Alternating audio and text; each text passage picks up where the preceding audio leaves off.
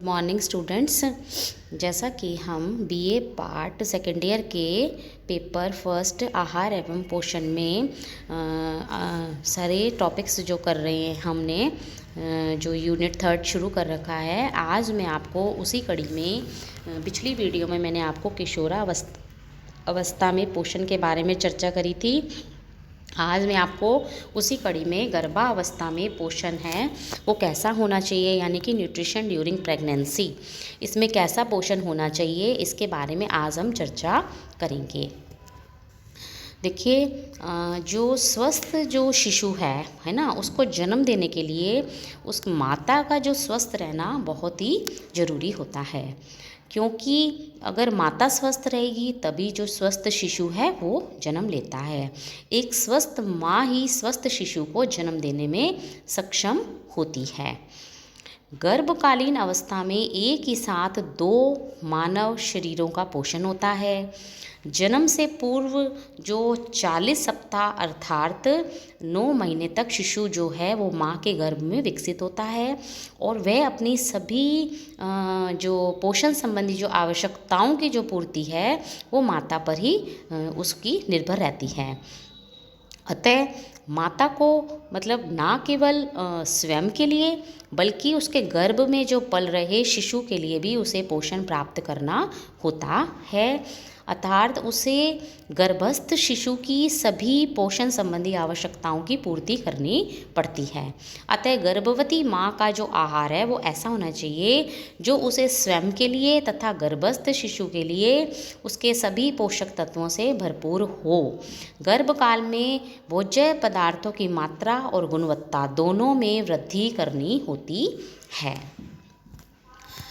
अब देखिए, अगर हम बात करते हैं, एक स्वस्थ जो शिशु है वो जन्म लेता है तब उसके शरीर में निम्न तत्व उपस्थित रहते हैं। देखिए, जैसे प्रोटीन है वो 500 ग्राम, कैल्शियम 24 ग्राम, फास्फोरस 14 ग्राम और लोहा जो है 5 ग्राम उपस्थित होता है। उपरोक्त ये जो सभी जो पोषक तत्व हैं वो क्या करता है, शिशु अपनी माता के शरीर से प्राप्त करता है। इसलिए गर्भवती माँ का आहार ऐसा होना चाहिए जो शिशु के शरीर की पोषणीय आवश्यकताओं को पूरा कर सके। गर्भवती माँ जो आहार ग्रहण करती है उसमें विद्यमान पोषक तत्व पाचन के उपरांत रक्त में मिल जाते हैं और रक्त के साथ ही ये पोषक तत्व प्लेसेंटा से होते हुए शिशु के शरीर में पहुँच जाते हैं। अगर माता के रक्त में पर्याप्त मात्रा में सभी पोषक तत्व विद्यमान होते हैं तभी शिशु के शरीर की समुचित वृद्धि और विकास होता है। और अगर माता के आहार में कैल्शियम, विटामिन, लोहा, फास्फोरस, प्रोटीन आदि पोषक तत्वों की कमी होती है तो माता के शरीर में ये सभी पोषक तत्व निकलकर रक्त में मिल जाते हैं और शिशु की शारीरिक मांग की पूर्ति करते हैं और माता फिर क्या होता है, कमज़ोर हो जाती है, निर्बल, दुर्बल, थकी और अस्वस्थ हो जाती है। इसलिए एक गर्भवती स्त्री को एक सामान्य स्त्री की तुलना में अधिक पोषक तत्वों की आवश्यकता होती है।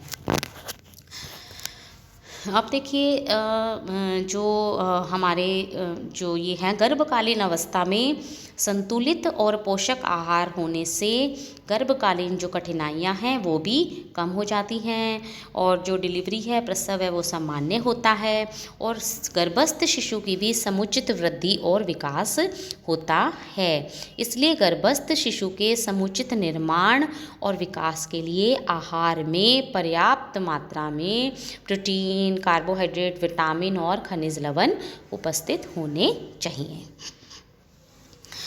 अब देखिए, गर्भकालीन जो अवस्था है उसको हम 9 माह के समय को मुख्यतः हम 3 भागों में बांटते हैं। 9 मंथ्स वाला जो पीरियड है उसको हम 3 भागों में बांटते हैं। पहली जो अवस्था कहलाती है वो कहलाती है डिंब अवस्था, यानी कि पीरियड ऑफ ओवम, गर्भाधारण से 2 सप्ताह तक। दूसरी अवस्था भ्रूणा अवस्था, डिंब अवस्था 15 दिन से 2 माह तक। और तीसरी गर्भस्थ शिशु की अवस्था तीसरे जो माह के प्रारंभ से शिशु के जन्म तक। अब इन तीनों अवस्थाओं में कुछ चेंजेस होते हैं। गर्भावस्था में बहुत सारे चेंजेस होते हैं, उनके बारे में हम पोषण पढ़ने से पहले हम उनके बारे में पहले अध्ययन करेंगे। देखिए, सबसे पहला हम आज बात करते हैं गर्भावस्था में जो शारीरिक परिवर्तन होते हैं। पहला है गर्भवती स्त्री के वज़न में वृद्धि होना। गर्भवती स्त्री के वज़न में प्रथम 3 महीने में वृद्धि तो ना के बराबर होती है, परंतु 3 महीने में भ्रूण का जो विकास है अत्यंत ही मंद गति से होता है। इस समय पाचन क्रिया धीमी होती है और कई बार माता को उल्टी वगैरह की भी शिकायत होती है। शिशु जन्म के समय तक गर्भवती माता 10 से 12.5 किलो तक का वज़न है वो प्राप्त कर लेती है। वजन की जो यह वृद्धि है वो रक्त वसा की मात्रा बढ़ने से गर्भाशय के आकार में परिवर्तन आदि में वृद्धि होने के कारण होती है। यदि माता इस समय कुपोषण का शिकार होती है तो वज़न जो है वो बहुत ही कम बढ़ता है और दोनों स्थितियां जो हैं वो गर्भवती माता और गर्भस्थ शिशु दोनों के स्वास्थ्य के लिए हानिकारक होती है। अच्छा, बहुत अधिक भार बढ़ना भी खतरा हो सकता है, क्योंकि बहुत अधिक जो भार होता है तो ब्लड प्रेशर वगैरह और फिर ऑपरेशन संबंधी कष्टों को भी माता को झेलना पड़ता है। तो ये पहला था। दूसरा है उपापचय परिवर्तन, मेटाबॉलिक चेंजेस। शरीर का क्षेत्रफल तथा वजन जितना अधिक होता है उपापचय दर भी उतनी अधिक होती है। गर्भावस्था में वजन और शरीर के क्षेत्रफल दोनों में तीव्र गति से वृद्धि होती है, इसलिए उपापचय दर भी बढ़ जाती है। अच्छा, गर्भकालीन में जो BMR है वो 10 से 25% तक की वृद्धि होती है। यदि रक्त में ग्लूकोज की मात्रा में कोई परिवर्तन नहीं होता, परंतु कई बार मूत्र में ग्लूकोज की मात्रा बढ़ जाती है। इस कारण गर्भकाल में अल्प समय के लिए गर्भवती स्त्री को कई बार डायबिटीज़ भी हो जाती है। तीसरा, पाचन क्रिया में परिवर्तन। गर्भावस्था में पाचन क्रिया में भी परिवर्तन होता है, क्योंकि इस अवस्था में पाचन तंत्र की पेशियां ढीली होकर लचीली हो जाती हैं, जिससे पाचन संबंधी कई विकार उत्पन्न हो जाते हैं। अच्छा, आमाशय स्राव भी कम होता है, जिससे भोजन अधिक देर तक आमाशय में भी पड़ा रहता है। पाचन क्रिया अत्यंत धीमी पड़ जाती है, यानी कि जो आमाशय में जो भोजन है वो कई बार पड़ा रहता है और माता को कई बार कब्ज की भी शिकायत आ जाती है। और गर्भाकालीन के जो फर्स्ट जो मंथ है 3 मंथ्स में जी मिचलाना, उल्टी आना, छाती में जलन, ये सब आम सी बातें होती हैं। गर्भावस्था में लोहा है, कैल्शियम है, विटामिन B12 है, इन पोषक तत्वों की शोषित करने की जो क्षमता है वो भी बढ़ जाती है। कई बार मांस आंतों की जो पेशियां ढीली होकर लचीली हो जाती हैं और क्रियाशीलता और उनकी गतिशीलता में भी कमी आती है। गर्भ बढ़ने के साथ साथ आमाशय की स्थिति बदलकर मतलब हॉरिजॉन्टल हो जाती है। फिर हम कह सकते हैं मूत्र नलिकाओं में परिवर्तन। गर्भकालीन अवस्था में मूत्र नलिकाओं में भी परिवर्तन होता है। रक्त परिसंचरण जो है वो वृक्क की ओर अधिक होने लगता है, किडनी की ओर, जिससे वृक्क को अतिरिक्त कार्य करना पड़ता है। गर्भाशय का भी बढ़ता जो भार है वो मूत्राशय यूरिनरी ब्लैडर पर भी पड़ता है, जिससे कि मूत्राशय में संक्रमण होने की संभावना बढ़ जाती है।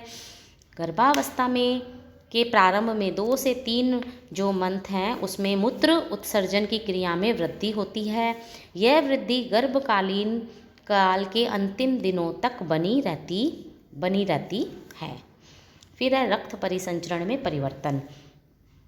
रक्त परिसंचरण यानी कि जो रक्त की जो संरचना है, ब्लड कंपोजिशन है, उसमें भी कई सारे परिवर्तन आते हैं। जैसे कि रक्त की मात्रा पूर्व की अपेक्षा 30% तक बढ़ जाती है।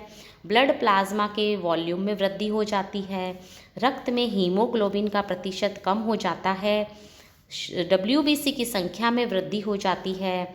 रक्त में कैल्शियम की मात्रा कम हो जाती है, जिससे गर्भवती स्त्री के अस्थि और दांतों में कैल्शियम का जो अवशोषण है वो भी शुरू हो जाता है। फिर हम बात करते हैं श्वसन संबंधी परिवर्तन।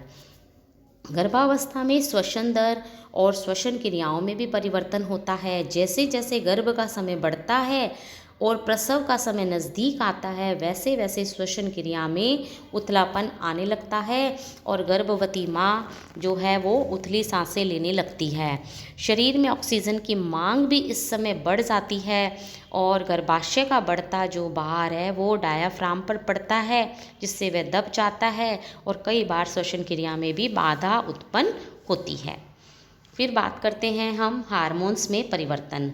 गर्भकालीन अवस्था में बहुत सारे हार्मोन्स चेंजेस भी होते हैं।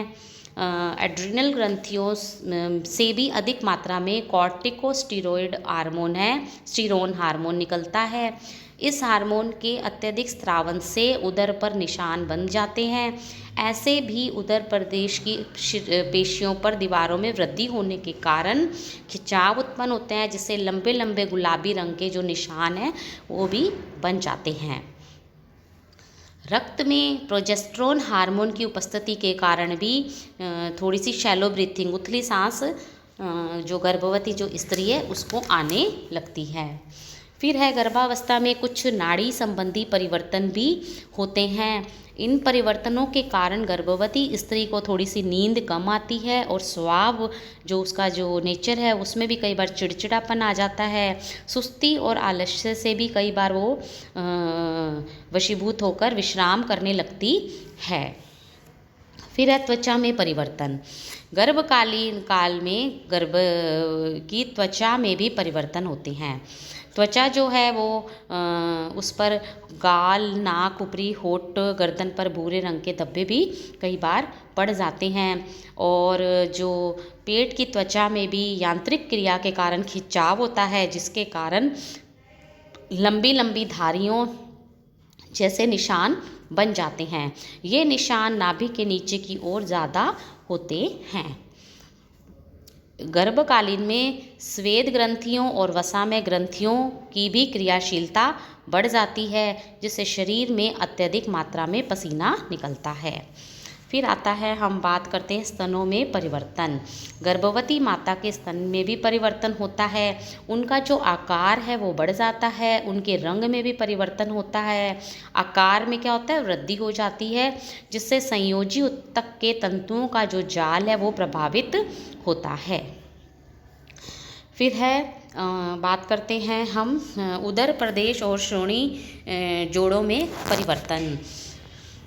जो गर्भावस्था में उदर प्रदेश की दीवारों में परिवर्तन होता है, जिसके कारण पेशियों में वृद्धि होती है। उदर की पेशियों में वृद्धि के साथ ही गर्भाशय की वृद्धि और विकास हेतु स्थान भी बनाती जाती है। उदर प्रदेश में वृद्धि के कारण वहाँ की त्वचा में खिंचाव होता है, जिससे वहाँ की जो त्वचा है वो लचीली होकर फट जाती है। गर्भकालीन में पेल्विक जो जॉइंट्स के जो लिगामेंट्स हैं उनमें भी परिवर्तन होता है और वे नरम हो जाते हैं।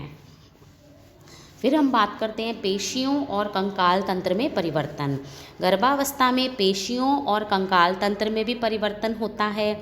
ऐच्छिक पेशियों का जो मस्कुलर टोन है वो कम हो जाता है, जिसके कारण श्वसन क्रिया प्रभावित होती है। गर्भाशय का बढ़ता भार मलाशय और मूत्राशय की पेशियों पर पड़ता है, जिससे वे दब जाती हैं तथा कब्ज और बार बार मूत्र त्यागने हेतु जाना पड़ता है। मलाशय की पेशियों पर दबाव पड़ता है, जिससे एनस की जो शिराएं होती हैं गुदा द्वार की वो फूल जाती हैं, जिसके कारण कभी कभी गर्भवती स्त्री को बवासीर की भी शिकायत होती है और मल विसर्जन करते समय उसमें से रक्त भी निकलता है। फिर है योनि मार्ग, ग्रीवा और गर्भाशय में परिवर्तन। गर्भावस्था में हार्मोन्स का प्रभाव प्रजनन अंगों पर बहुत अधिक पड़ता है।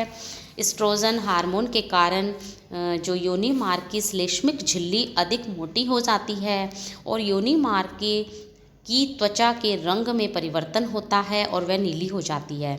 योनि मार्ग की शिराएं फूल कर मोटी हो जाती हैं। और जो ये जितने भी ये जो सारे जो चेंजेस हैं, ये गर्भाशय मतलब ये सारे के सारे अपना इसमें आते हैं, आपके गर्भावस्था में सारे ये परिवर्तन हैं। और इन परिवर्तनों के कारण कई बार स्त्री बेचैन भी रहती है, परंतु अगर हम उसको प्रॉपर अच्छे से जानकारी देंगे और उनको अगर इन बारे में उसकी पहले से ही काउंसलिंग कर देंगे तो ये होने वाले जो परिवर्तनों जो हैं गर्भवती स्त्री बिल्कुल भी घबराएगी नहीं।